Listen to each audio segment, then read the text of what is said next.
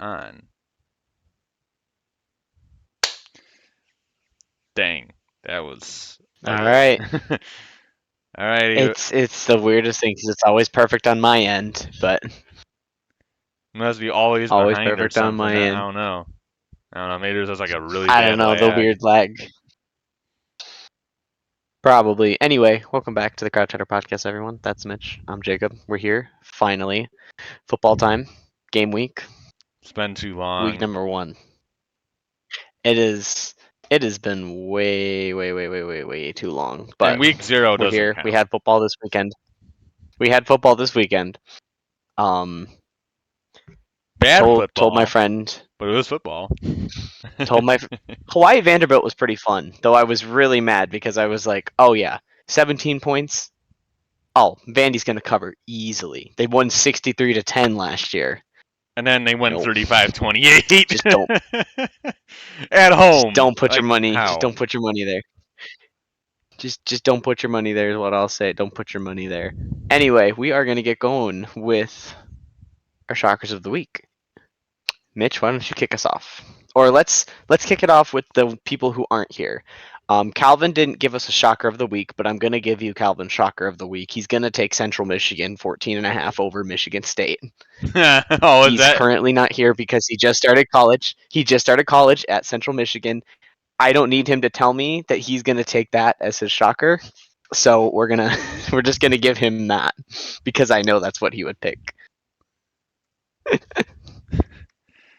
I have no confirmation. I'm gonna shoot him right now. That sounds about right. Yeah, that actually that would be fitting for sure. Even as a Sparty fan, As your shocker. I'm sure He told that me would. he's picking Central Michigan over Michigan State. He told me he's rooting for Central in that game, so I'll give him that one. And then our other co-host who is not here, Sam, is falling into the trap that I fell into last year. He is taking Colorado. I think 20.5 favorites over TCU's the TCU 20.5 point in Fort Worth. favorite. Yeah, and so he's going with Yeah, the 20. Buffaloes. He's 28 or trying to start 20 a and a season half. off with a bang. Yeah, and I would have done it too, as I don't want to copy him. So. Yeah. Well, let's hear yours. Let's hear yours since I know it's not mine. Alrighty, so if you guys, obviously this is our first time doing this again this year, and in case you don't watch this and you have no idea what we're doing right now, this is basically our rip-off of College Game Day. If you ever watch College Game Day on like Saturday morning when they do like the picks and stuff and all that right before the first noon game on ESPN, that's essentially what this is. Of course, we don't have headgear, and neither of us are Lee Corso, which is why I say this is a rip-off of College Game Day. Uh, anyways, so shockers of the week. This is kind of like our version of Super Dogs. Obviously, a little different. We have our own little quirks. And then for the actual like picks for games, we do 20. They do like maybe 10 on the actual College Game Day thing. They only take like 10 minutes. We take more like 40. um, but anyways, my shocker this week, and also if you guys are curious for shockers, what we do is it has to be at least a 5 point line. So our underdog has to be at least a 5 point underdog.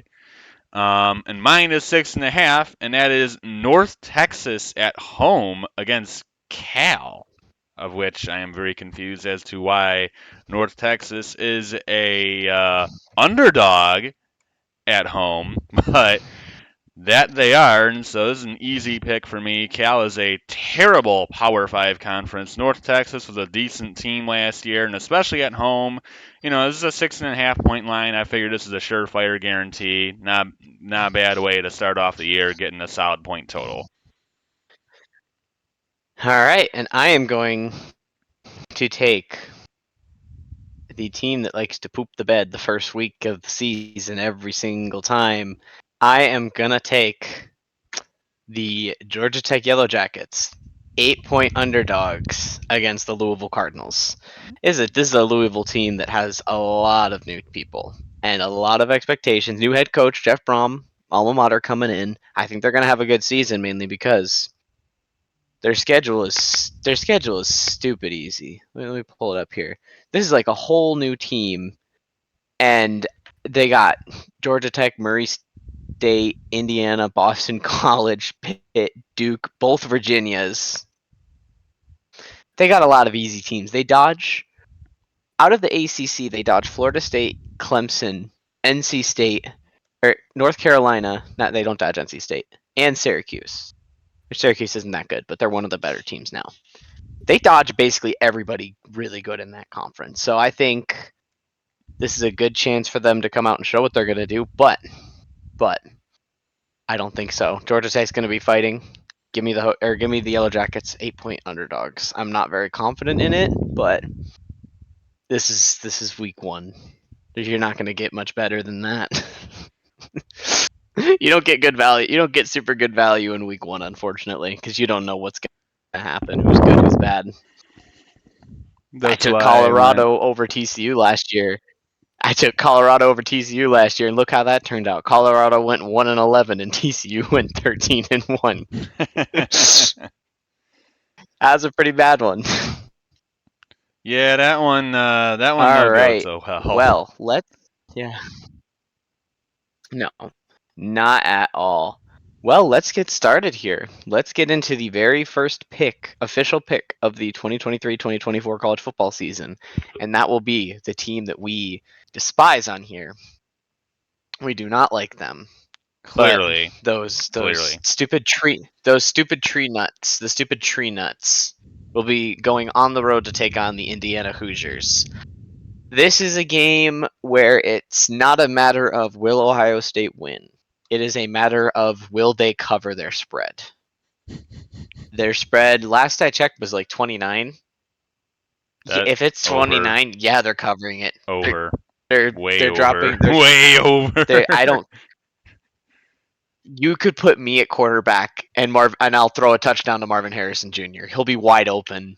All I got to do is just throw it really high and he'll catch it over anybody that Indiana has. Mad over, smash the over.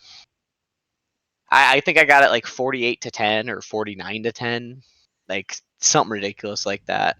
I think it's 49-13 because I wanted it to go over. So I got it 49-13, but yeah, give me those stupid tree nuts all day, every day in that game. Of course, that is exactly where Sam is going. Which let me scroll up to his stuff. There it is. And yeah, that's exactly what Sam's pick is. He's got the Buckeyes, and well, yeah, duh. So do I. I would be shocked if Ohio State doesn't surpass 50. If they don't score, I wouldn't be shocked if they had 60 in this game. I mean, seriously, I wouldn't be shocked if they shut out Indiana either. I think the only reason that team is bad. Yeah, I think the only reason I don't know if they're going to surpass 50 is because it will be whoever's the starter, Cal McCord or Brown. I think the other guy is whoever's the starter. Devin Brown. They're probably going to split reps. Like they're probably going to split reps, and it's going to be their first week in the true offense by themselves. So that might be the only thing that'll hold them back, but it's definitely not going to make them lose. That's for sure. And funny story, we had my friend over the other day. We had a bunch of people over, and we were all looking at the football helmets. And my one friend, not knowing because he doesn't know football, he pointed at the Ohio State helmet. He's like, "That one's cool." And then he turned around, and my dad and I are just like giving him the death stare. Like, the door is that way. Leave. Anyway, now we can move on. We can stop talking about the tree nuts, and we can move on to a better game, which is going to be our favorite team, Michigan Wolverines, second ranked in the country, at home taking on ECU. I forget who the coach is going to be for this game because we have 4 coaches coaching the 3 games that Harbaugh's not going to be there, which is disrespectful to the other opponents, and I love it. Same thing goes. It's not a matter of is Michigan going to win, is Michigan going to cover. They have a higher spread point total. They have a 36-point spread. I still think they cover 36 points. ECU is a good team, better than a lot of teams that you can play, but they're still They're still a middle of the pack group of 5 team at the end of the day versus the second ranked team in the country that is returning both their star running backs, their third year quarterback, and a bunch of defensive studs that are going to be getting better. So yeah, I'll take the Michigan 36. I think I have it like 52-13 or something. Yeah, and of course Sam took the Wolverines as well. Um, I think this game is supposed to be Jesse Minter, the defensive coordinator for the Wolverines. This is probably our toughest game of all non-conference games. I think this could be closer than Which people doesn't say expect. much. Yeah, but I think this is going to be closer than people expect because we also don't have our offensive coordinator. He's suspended for this game too. So we're missing a lot of coaches for this game. Now I think we'll still obviously win pretty handily, but I think it might be a little scary in that first half. But maybe it is, and we doesn't end up wiping them off the face of the earth. But ECU's not a pushover, and we're missing a lot of coaches, so we'll have to see. But obviously, we'll be more than fine. Yeah, exactly. Yep. Jesse Minter is going to be the coach for the first game. And then versus UNLV, we'll have Jay Harbaugh in the first half and Mike Hart in the second half. And then we'll have Our Sharon Moore coaching for thing is so bad. for Like the I third don't get game. it. Like why? Is this so weird? All right. Well, now we move to a game that could be fun and competitive. We're going to have the 18th ranked Oregon State Beavers on the road against the San Jose State Spartans. Of course, San Jose State did play in week 0 against USC. Yes, they got beat up, but they held in the first half. They were playing pretty well for a good bit of the game. I don't know if that's San Jose State being good or USC's defense being still really bad. We'll find out in the coming weeks, but I think this could be a fun one, especially with a new quarterback, DJ Ukulele, transferring from Clemson over to Oregon State. I think it'll be a fun game. Oregon State is a big point spread, 17.5. I might have taken that one as my shocker. I don't think San Jose State's going to win, though, but I do think they're going to cover. I have it 34-23 Oregon State. So I have it as a decently close game, but Oregon State should take care of business. Yeah, and that's what Sam has. He also has Oregon State, and I'm picking the Beavers as well. Um, Oregon State's a solid team. I mean, this team was pretty solid last year. Obviously, like you said, San Jose State playing in the first game against USC. Kind of surprised they put up 28 on USC. I figured their defense would be a little bit better than that, but apparently not. Or does San Jose State that good? Who knows? But I think Oregon State will get the win. They're not going to score 56, but I think they'll definitely at least win this one. Don't know how close it'll be, but I still think the Beavers should have a decent edge at the end of the day. Okay. Well, now we move on to the team that we are all going to be tracking. We're all going to be tracking. Can they hit 25 points per game?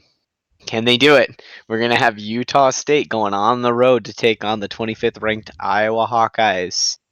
And in this game, I do have them hitting 30 points for the first debut of Cade McNamara for this Iowa team. It's going to be interesting. We're going to follow their point total every single week. I'll make that a weekly segment here. We are going to talk about how many points Iowa scored and how many points they need to score for Brian Ferentz to keep his job. I do have it as 30-6. Staying with my tradition. I don't care win or lose. I don't care how low the total is. I am always going to bet the under. And at 30-6, I'm still well clear of the 44 point total. I don't think Utah State's barely going to score at all. So, give me Iowa in that game. And that's where Sam is going. He, of course, has the Iowa Hawkeyes. And, yeah, obviously, I'm going to pick the same thing, too. I do think this Iowa offense will be a lot better. I mean, you look at the Hawkeyes the past few years, The running game has been okay. I like their running back this year. He was a true freshman last year. He's going to be a sophomore this year. He was solid in his true freshman year.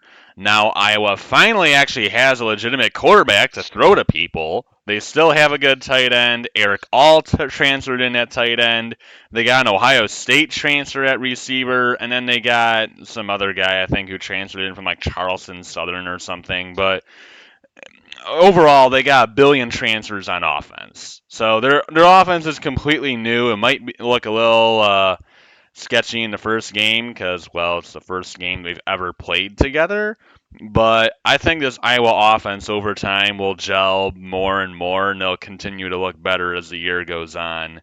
And of course, Iowa defenses have always produced, and I'm sure they'll do that again. So I like Iowa this year. Of course, I like them in this game, but yeah, I got Iowa for this one. All right.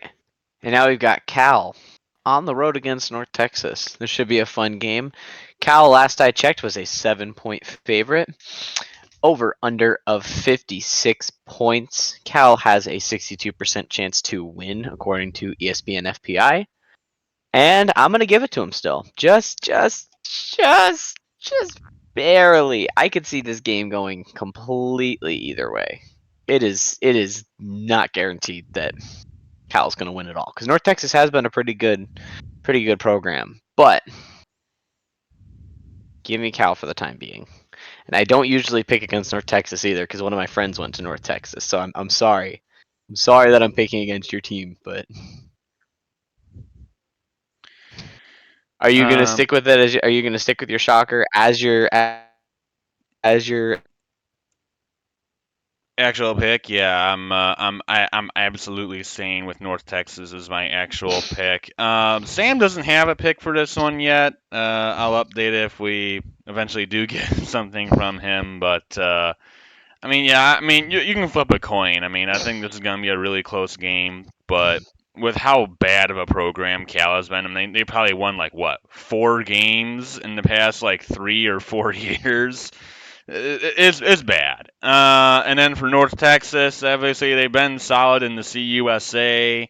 This is their first year now in the American Conference.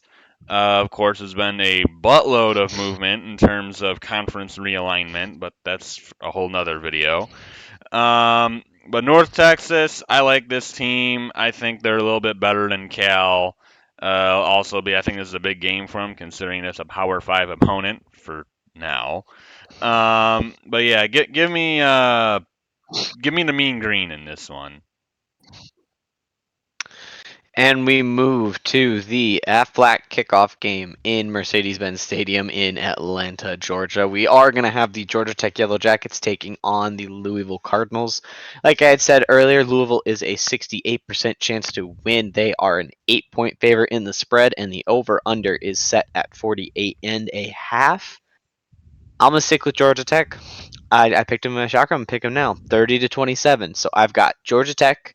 I've got the over, and I got Georgia Tech in the spread. So 2 Georgia Tech's winners in spread and the over. So do with that information what you will. And then Sam does have a pick for the rest of these. He has Louisville taking the win over Georgia Tech. I'm sticking with Louisville as well. They were a little bit better than Louisville last year. Or, I'm sorry, than Georgia Tech last year. No, Louisville was better than Louisville. But they were better than Georgia Tech last year. I mean, this is going to be a close game. I don't think the main people are going to really care. It was a Friday night game. I don't think anyone's going to be watching, but it should be close. It really pretty much is a home game for Georgia Tech because I think they're even based in Atlanta, but of course it's at the Falcons Yeah, Stadium. they're Um, so it's essentially a home game for Georgia Tech. It's only a neutral site because, well, they're not playing at Georgia Tech Stadium, but same difference. But I got Louisville. It's gonna be close. But I got Jeff Brom in his first game back at his alma mater, taking the win. all right. And we've got another neutral site game coming up next. We've got the Virginia Cavaliers taking on the 12th ranked Tennessee Volunteers. Tennessee is an 87% chance to win. Tennessee is a 28-point favorite. The over-under is set to 56. I still don't know about Tennessee with Joe Milton yet. Because, I mean, yeah, he looked good in the bowl game, but that's one game. They will win this game by a lot. They will definitely beat the snot out of Virginia. I can tell you that much. They will probably beat the snot out of Virginia. I don't have them going over. I have the game at 41-13, so very close to the over, but not over. But I do have Tennessee covering, winning 41-13. Joe Milton can beat the snot out of ACC teams, at least. We have found that out. So he'll probably beat the snot out of the ACC teams, and he will probably throw it outside of Nissan Stadium at some point. Virginia fans, watch out. Tenant mustard bottles will be flying after this one. Of Also, course, it's essentially a home game. yeah, it's essentially a home It's game in for the Nissan Stadium. Volunteers. I mean, it's in Tennessee still. I mean, it's in Nashville instead of Knoxville, but what difference does that make? And yeah, Literally. Sam has the Volunteers as well. Um, Most people know if you've been watching this long enough, I am not a big Tennessee fan. That doesn't mean I'm going to take Virginia. I am not crazy. Um, but but the Volunteers, I think this team is probably the biggest wild card in all of college football, not named Colorado. Because I think their entire season depends on if Joe Milton's actually good or not. And of course, they lost both of their top two receivers. No Cedric Tillman, no Jalen Hyatt. They're both gone. And so really, it's Joe Milton. I mean, if Joe Milton does great, then yeah, they could have a great year. But if he doesn't, then they have the hotshot true freshman, but he's an unknown too. So they're a big wild card, but they can be really good. But of course, I think they'll blow the crap out of the Cavaliers. Poor Virginia, how far that program has fallen. But yeah, give me the Volunteers. All right, and now we move on to West Virginia going on the road to take on. Are they on the road? It's Or on is the it a road. neutral site? It is in Beaver Stadium. It is going to be on the road taking on the 7th-ranked Nittany Lions. It is in Penn Happy State is an Valley. 88.7% chance to 88.7% chance to win. They are favored by 20.5 points. Over under is set to 50.5. We will get to see Drew Aller start his college career at Penn State. This team, I'm scared. Yeah, Penn State looks really good. they're They've good. got Bruce Feldman did his freaks list, and they've got like multiple people on that list. They've got some dudes there, and West Virginia. Another podcast that I listen to has been calling it this, but West Virginia versus Houston's gonna be the gonna be the game to determine who fires their coach. West Virginia is not going to be that good. And I was like, West Virginia and Penn State, isn't that a rivalry? I was thinking of West Virginia Pitt, but I did Yeah. look it up. Penn State leads the series against West Virginia 48-9. Ooh. It's about to become 49-9. Oof. Penn State is Oof. going to blow the lids off West Virginia, starting their season off right. They're going to come out and firing. I got it 41-10 Penn State. Penn State's going to come out firing on all cylinders. And I think they blow the doors off West Virginia. So I've got the slight lean to the under, as well as I've got definitely Penn State in the line. Yeah, Sam, of course, has the Nittany Lions as well. And yeah, I'm obviously going Penn State too. We have a Penn State sweep. This is going to actually be the very first Big Ten night football game on NBC, part of that new contract that they made, of which they have the games on Fox, the 3:30 CBS slot, which actually Ohio State Indiana will be the first one on there. And then, of course, 7:30 is now on NBC. So this is going to be the first game of that. So this is actually a night game. I think that makes it even worse for poor West Virginia.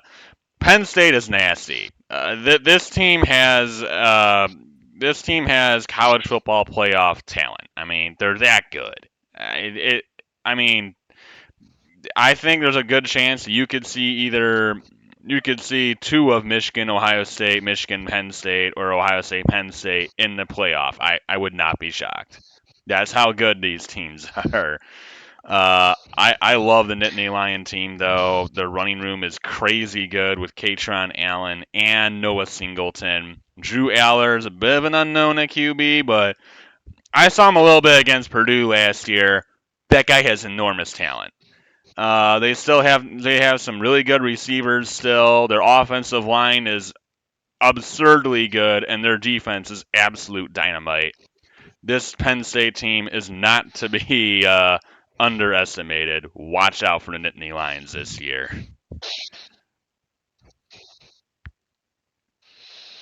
Yeah, exactly. Now we're gonna go to a fun one. We're gonna have the Texas Tech Red Raiders on the road against what the Wyoming Cowboys.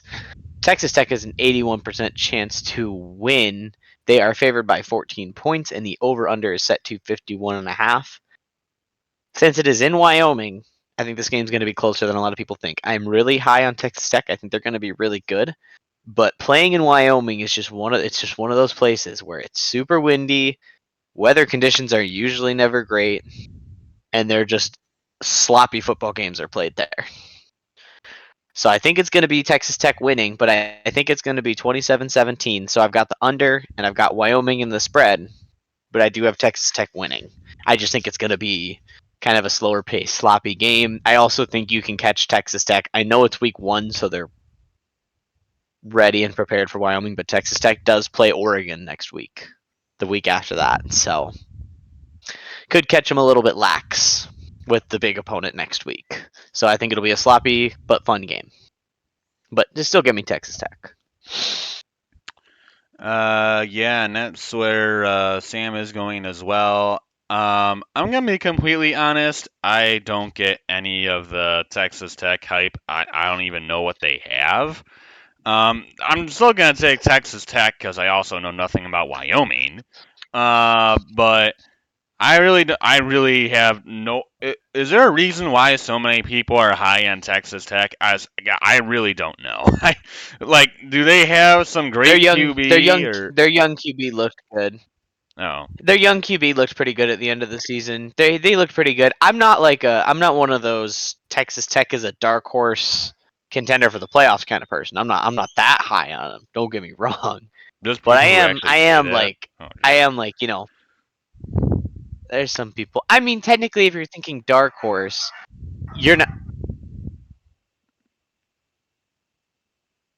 I'm going to mute for a second. um, Living with 4 chihuahuas is a wonder. But I'm not like they're not a dark horse to win the thing, but they'll be like a solid 8-4 team. So, but it's just in a league where at like the Big 12 where it's really a question mark who like the third best team is going to be. I think they have a chance to step up and be like the third or fourth best team and fill that vacuum. But just because that Big 12 is like you got Texas, probably Oklahoma, Kansas State right there too, and then everybody else is just kind of clustered. So that's probably it right there. yeah, I've never. I don't like I said. I don't know much about Texas Tech, but yeah, I got Red Raiders. So Fair moving enough. on to the next one. Now, now, now we go to everybody's favorite place, directionally challenged Lafayette, where we will have the Purdue Boilermakers taking on the Fresno State Bulldogs. Fresno State, pretty good group of 5 team. Don't have Jake Haener anymore though, so we'll see how that goes. Purdue is a 74% chance to win. Over under is set to 48. Purdue is only, as a Power 5 team at home, only a 3.5 point favorite against Fresno State. They're also a 74% chance. I think Purdue wins. I think it's 30-24. I think it'll be a fun game. Purdue, a lot of new guys this year, new coach. starting new, so it might be a little bit of a rougher, start to the season for them. But I still think, again, Fresno State's dealing with the same thing. New quarterback.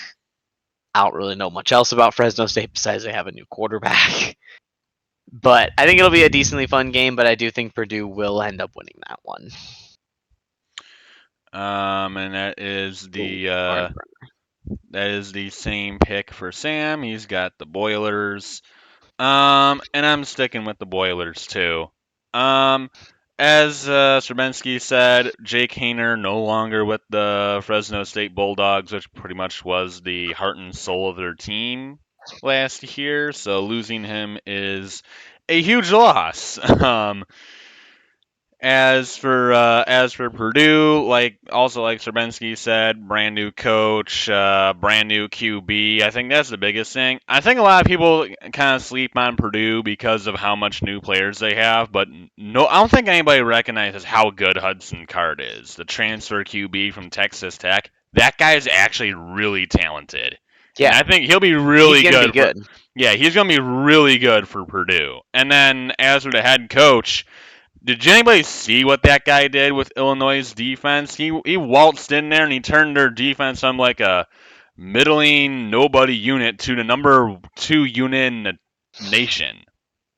I mean, I don't know about you, but I'm very interested in this Purdue team. I'm very interested in Ryan Walters. I believe that's the name of the head coach for Purdue, the former Illinois defensive coordinator. That guy knows what he's doing, and he's a perfect coach for Purdue. I think the Boilers could be a nasty team this year. They could be very interesting, and they do come to the big house this year, so that's going to be interesting to see. But I like the Boilers. I think a lot of people don't give them enough credit, so give me Purdue.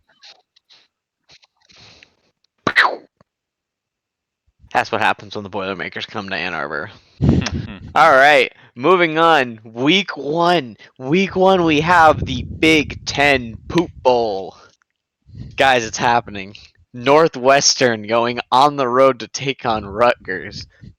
You know how ESPN shows like the team's last 5 games? Yeah.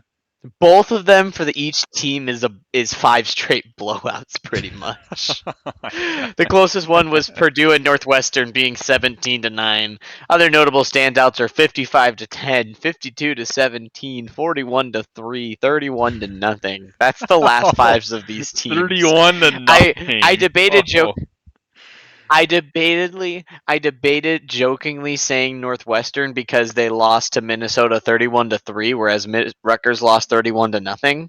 So they were 3 points better. I jokingly debated saying that, but I can't. Rutgers is going to be at home. Northwestern's an absolute dumpster fire currently. We won't get into why, but everybody knows why at this point. But they are an absolute train wreck right now. So, yeah, give me Rutgers on this one. Yeah, Sam has the same thing. He has Rutgers taking down Northwestern. Wow, they actually only lost to Michigan State by 6. That's so bad. But yeah, I'm going with. And Peyton Thorne's 11 this SEC. Yeah, I'm going with Rutgers though. Calvin. I'm going with. I told you. Yeah. I'm going with Rutgers too. As you said, Northwestern. It's not even just that the team's a train wreck. The program right now is a train wreck.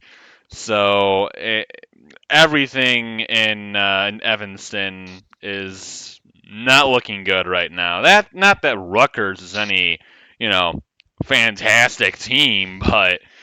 First of all, their team is probably a little better than Northwestern, and their program is actually not in a dumpster fire like Northwestern's is currently. So, I just based off of principle, I'm going to take Rutgers in this one, which is actually a Sunday game, which you normally only see one Sunday game. This time there's 3 of them, because there's the Oregon State one too, which is kind of weird. You don't really see that many Sunday games for college football, but here we are. Oh man, everybody's gonna love waking up on Sunday and realizing football call or NFL hasn't started yet, and all they have to watch is Nebraska or Northwestern Rutgers. Well, Everybody's gonna just wake wait up and be like, until "Oh, it's time for 7:30. football." That's the game to watch.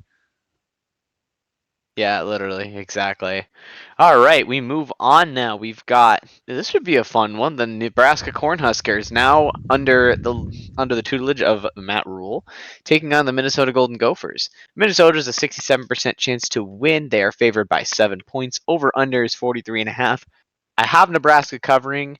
I don't have them winning just yet. I don't think Minnesota is going to be a phenomenal team this year. I am pretty down on Minnesota.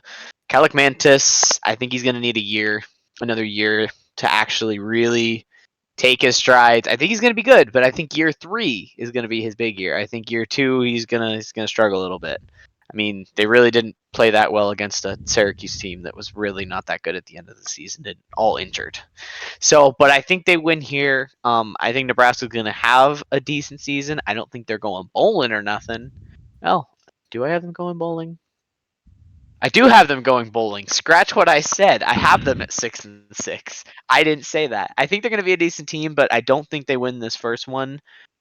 Give me Minnesota 27-23. So over the 44 total, but Nebraska does cover. Ooh, I'm excited for the next one. Yeah, and Sam also took Minnesota to take down to beat the Cornhuskers. I'm gonna be the only one on the Nebraska train because I have the Huskers. It's I a can't blame road you game. for that. It's a road game. I understand that, but this is a Nebraska team that actually has a good head coach leading them. Yes, Matt Rule flamed out in the NFL. That's the NFL. Did you see what that guy did in college? He knows what he's doing in college football. Uh, I think Nebraska is gonna be much better with Matt Rule. I mean, he turned a Baylor program that was just kind of ordinary, and he made them a powerhouse for the years that he was there. Matt Rule is a good head coach, and with a program like Nebraska, he could do a lot.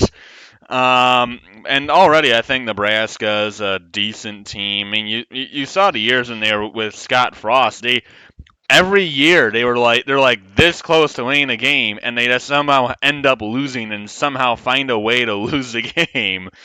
Uh, that could very easily be flipped with Matt Rule. And as for Minnesota, no Tanner Morgan now. It's Kaliak Manis, or however you pronounce that guy's name. Uh, That's pretty close. yeah. But That's that's a pretty good. new quarterback. All their running backs are gone. Ibrahim or Mohammed Ibrahim is no more. He's off to the NFL. I think they lost their second running back too. Uh, Minnesota's losing a lot of the production that they had a year ago.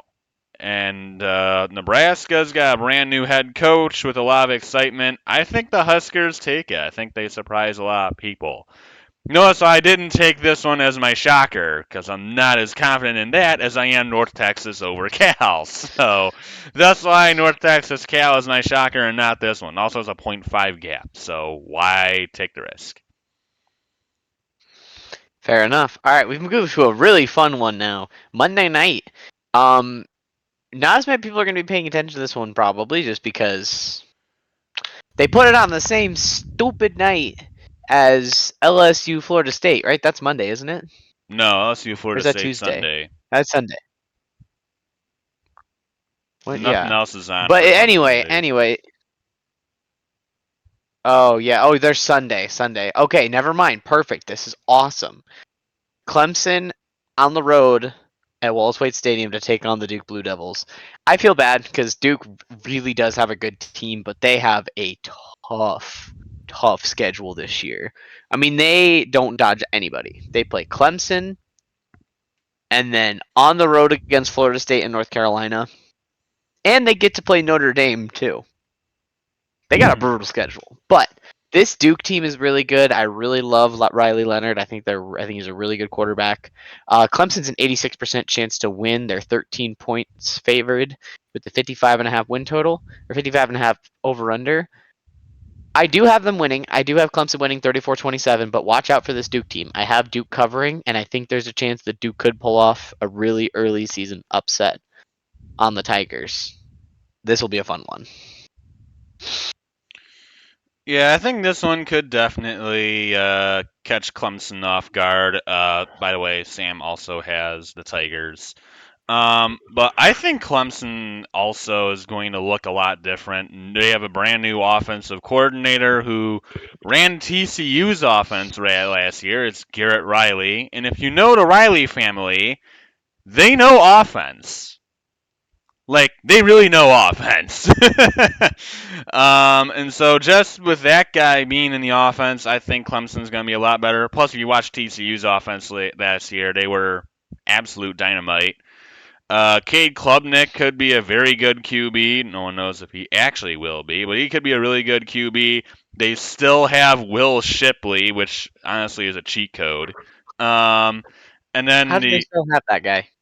huh? How's he not graduated? How is he not graduated? This is like Travis Etienne all over again. No, you know who this is like? This is like JT Barrett all over again. That guy like never retires. You know he's a QB assistant coach for the Lions now. But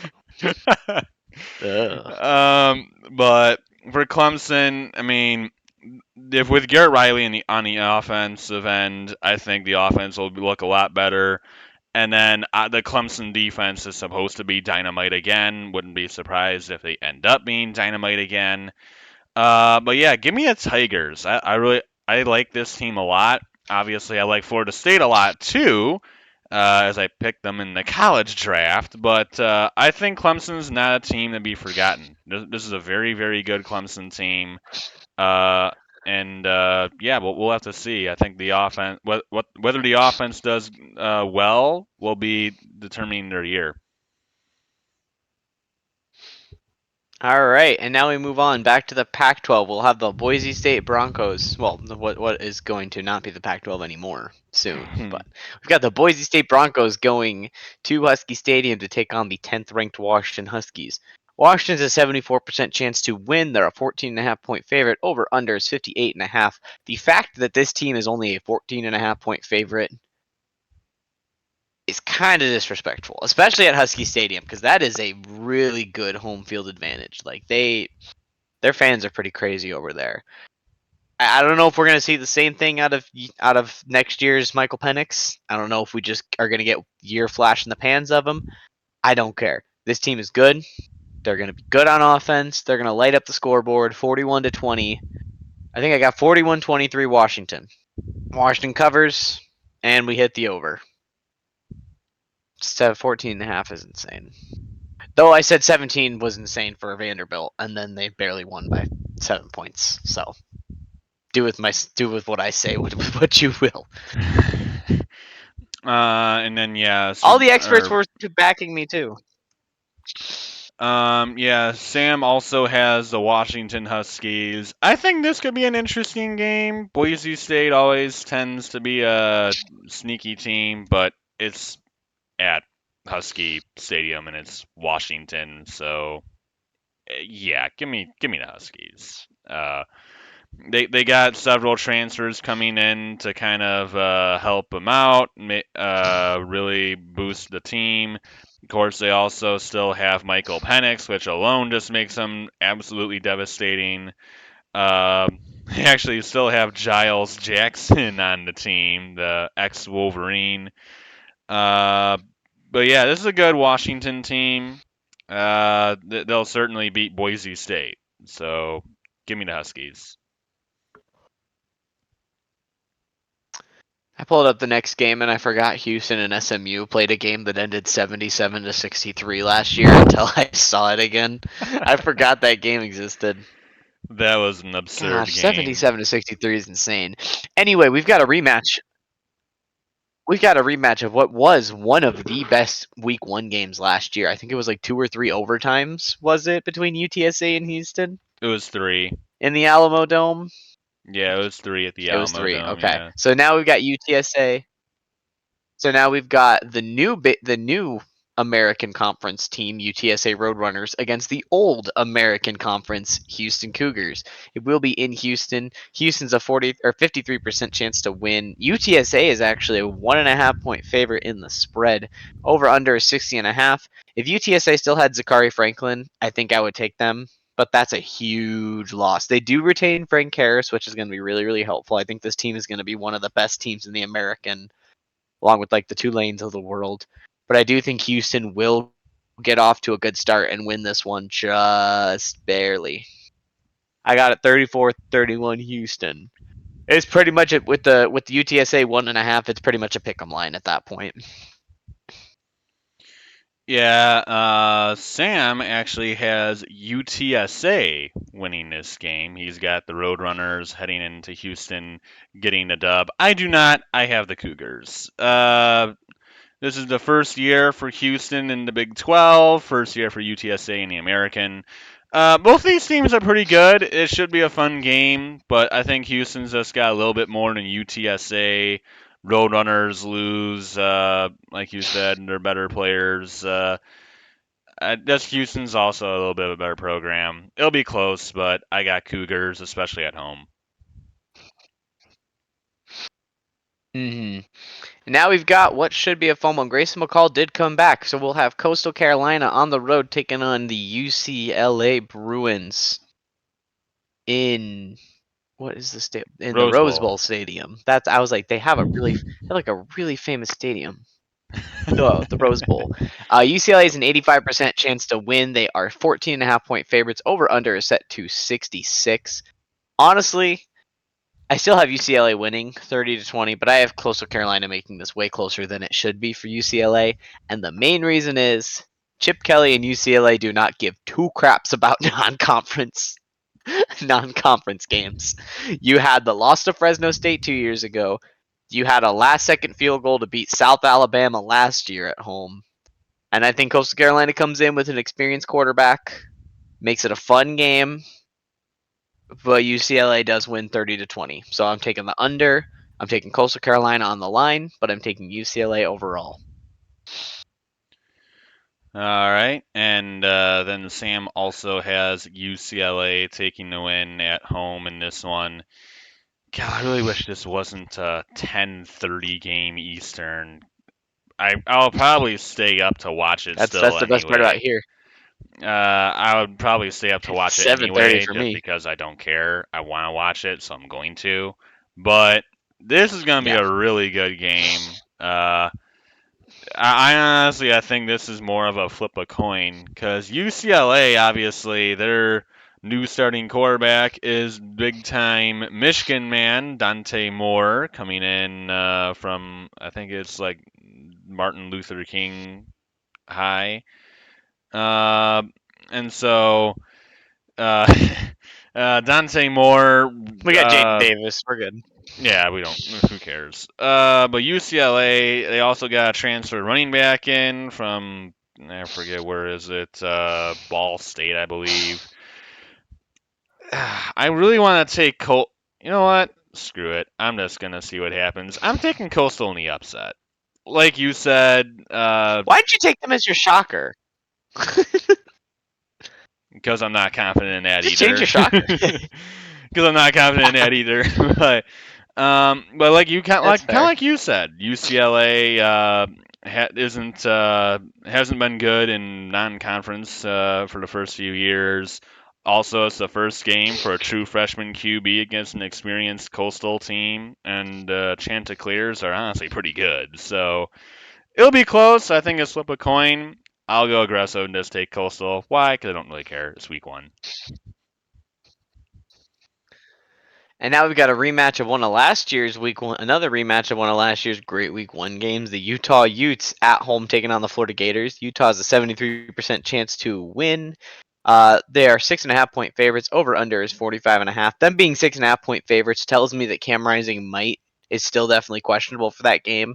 That's going to be the biggest factor. But I think with or without Cam Rising, I think Utah wins. No disrespect to Wisconsin legend Graham Mertz, but I don't think he's really raising the ceiling of this Florida team. Florida's got some good recruits coming in. They got some good talent. They're not winning in Utah. I don't think. Give me the Utes. Give me the Utes. Again, no disrespect to Wisconsin legend Graham Mertz. I'm sorry for all the Wisconsin fans that I've offended. And then for Sam, he has the Utes as well. Yeah, Florida's not good yet. They're an okay team, but Utah's better. The thing I think that Florida had last year on Utah was it was in the swamp. I mean, let's be honest. Utah and Florida are completely different environments. Florida is in the deep south where it is hot and it is humid and it is nasty weather almost all the time. And then Utah is way up in the mountains where it's I don't know, thin air. They're very different environments. So for people who are playing in Utah all the time and then people who are playing in Florida all the time, to go to the opposite states is very very different. It's going to be very very different for Florida Gators to try and play up in the mountains in Utah. I don't think it's going to go well. Give me Utah in this one. I still And think again, no Florida's a disrespect, decent. no disrespect to Graham Mertz, but they had Right. Anthony Richardson last year. They had Anthony Richardson last year. That is a much better quarterback. When he's on, but yeah, give me Which he was on Utah. that game at least. It could be interesting, but I think it's gonna be Utah in this one. That fake 2-point conversion pass that was so sick. And then it was kind of downhill from there for him for the college, but that's not here or there. Anyway, we've got the TCU Horned Frogs taking on the Colorado Buffaloes. The rematch of last year's week 1. TCU is 91% chance to win. They are 20.5-point favorites. Over under is 64. All right. Oof. See, that got reminded about that 65-7. But Colorado's last game wasn't much better, losing 63-21 to Utah. So not much difference. Yes, TCU doesn't have Max Duggan. Yes, there's a lot of hype with Colorado. Yes, there's Deion Sanders at Colorado. I don't care. TCU is still gonna probably wipe the floor with Colorado. This is a team that basically kicked out their entire roster, brought in a whole entire new roster, and everybody's like, "Oh, they're gonna come in here and beat TCU week 1, huge upset." What kind of logic is that? This is a bunch of guys. This is a bunch of guys who played in the SWAC coming over. A bunch of SWAC guys. No disrespect to the SWAC, but they're a little bit. They're not as good. And Travis Hunter, don't get me wrong. Travis Hunter's a stud. I think Shedeur Sanders can become pretty good, but not the first week, especially on the road against TCU. No. I got TCU 38-16. And Sam also has TCU. He probably just picked Colorado for the big time line for his shocker. Because it's 20. Because it's 20 points. Yeah, that's why I was gonna do it. But like I said, I didn't want to copy him, so I went elsewhere. But yeah, I mean, Colorado. I said earlier that Tennessee was a major wild card, and I said they were the biggest wild card not named Colorado. Well, here's Colorado. Yeah, they're the biggest wild card that I've ever seen in all of college football. This team could go 1-11 again, or they could go like 10-2, 9-3. I mean, there is a I wide range of possibilities for Colorado. They could go all over the place. As for TCU, they basically lose their entire offense. And their defense wasn't really great last year. It's not going to be really that great this year either. But for TCU, they lose Max Duggan, they lose Quentin Johnson, they lose Kendre Miller, and that was the biggest parts of their offense from a year ago. That was all their production, and all those guys are gone. That's a lot to try and replace all in 1 year. As for Colorado, like you said, they're really, I mean, this is a completely different team, completely new team. A lot of young guys. Young, they're all young, but a lot of new players, as in general, transfers, recruits, all kinds of new stuff. This is gonna be, I think, a really fun game, just because both of these teams are completely new on both ends of the spectrum. I've been doing it today, so I might as well just do it again. I'm gonna take Colorado in the upset. I legitimately think it can happen. I legitimately think that Colorado has a chance, and I legitimately think it's possible. But more likely, I think it's going to be TCU. But I think Colorado has a decent shot. If I they are what everybody says they are, they easily could beat TCU. So I've been doing it for today. I've already been picking all the upsets, so I might as well just keep doing it. I'll take the yeah. Buffaloes. For sake of my sanity, I literally hope TCU like wipes the floor with them and throws them out like dirty laundry, just solely so the media can shut up about Colorado for 2 seconds. Like I just don't want to hear about Colorado anymore. I'm just like I don't care about Colorado. So please, TCU. I know we've had our ups and downs. I've rooted for you a lot, and then you beat my favorite team. And for that, I do not like you, and I am mad. But also, I still love you. Please obliterate them. Thank you. We move on to the scoring game of the week. We've got the Dukes Mayo Classic, where the 21st ranked North Carolina Tar Heels will take on the South Carolina Gamecocks in something that I can imagine will be similar to the North Carolina Appalachian State game. Yeah. We are going to have North Carolina as a 2.5 point favorite, so pretty much a pick 'em. Over under is set to 64.5. It is going to be a lot of offense, no defense. I have 52-48 as my final total, and I give the slight edge to the better quarterback. So give me North Carolina, give me Drake May. He's the better quarterback over Spencer Rattler. This also could just be a North Carolina blowout. The only thing I think I don't see is South Carolina blowing up North Carolina. The only way I think North Carolina blows them out is if Spencer Rattler decides this is one of his games where he's just not going to show up.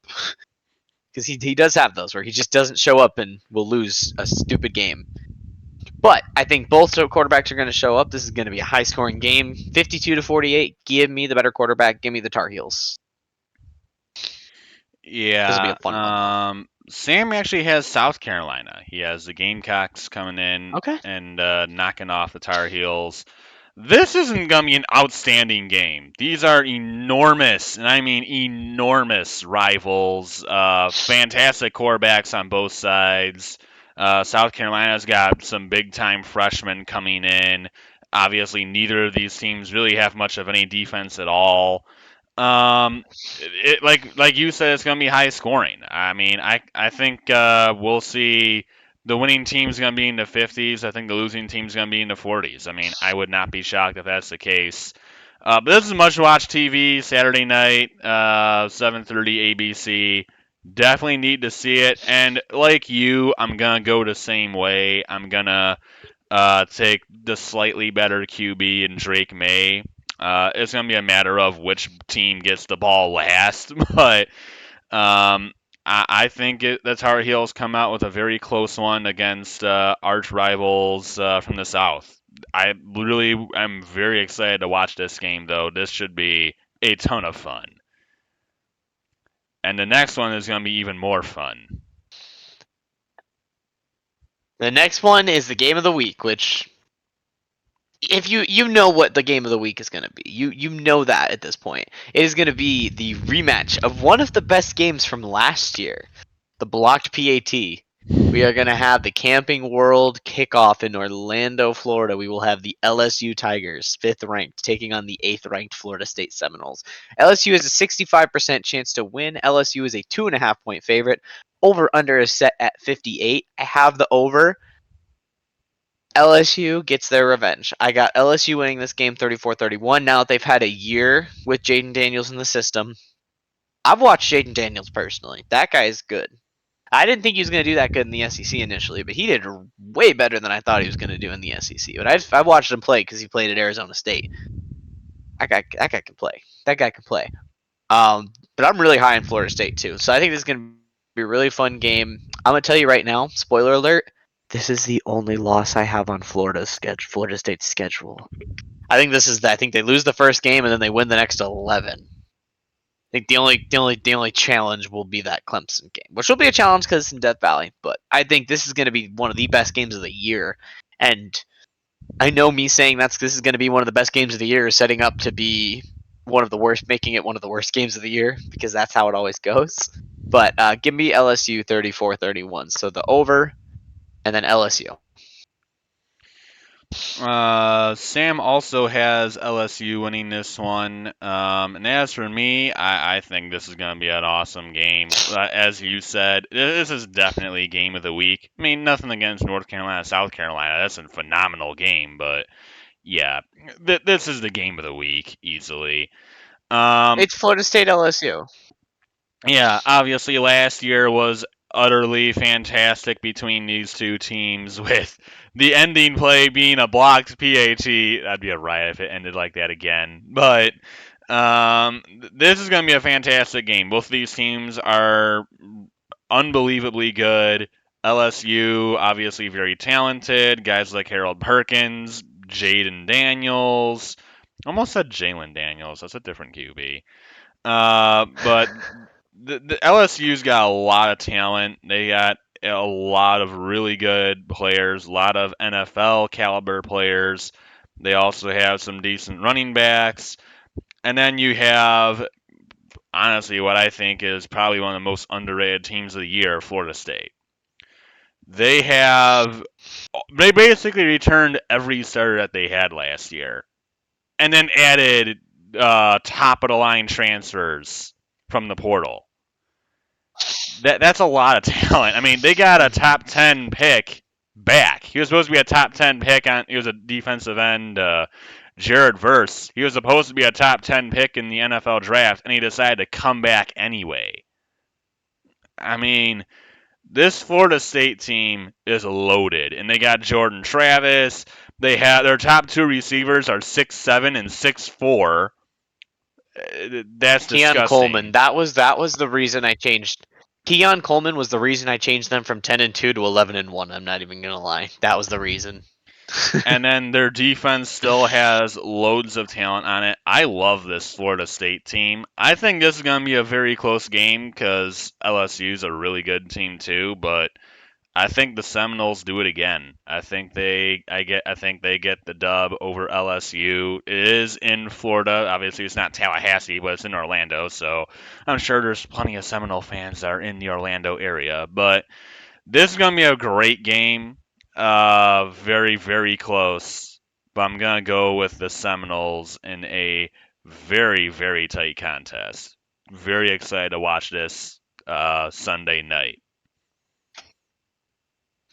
And that is gonna be it right there. I hope you all enjoyed it, and I hope you all are ready for week 1 of college football. Other than that, enjoy the first weekend, and we'll see you next time. Peace.